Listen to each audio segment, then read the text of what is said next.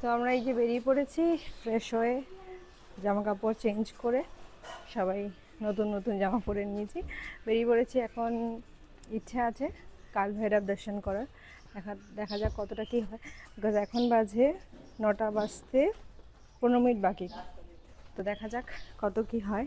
আর আমাদের একদম হোটেলের এই সামনেটা থেকে ঘাট, মানে এই যে এদিকে হোটেল আর এখানে একটা ঘাট আছে। তো আমরা ঘাট থেকেই মন্দির সব দর্শন করব। সেটা মানিকর্ণিকা ঘাটে যাই বা যে কোনো ঘাটে, এখান থেকে আরামসে মন্দির দর্শন করা যায়।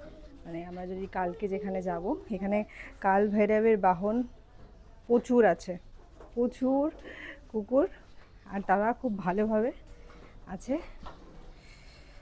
তো এই যে ঘাট বললাম, একদম হোটেলের সামনেই ঘাট।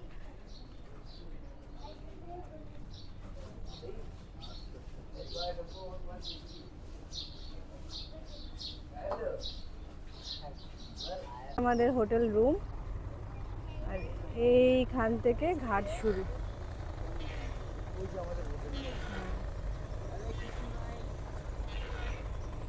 আমরা এখান থেকে সিধা গেলে মণিকর্ণিকা ঘাট, তারপরে কাশী বিশ্বনাথ সবই আছে। চলো।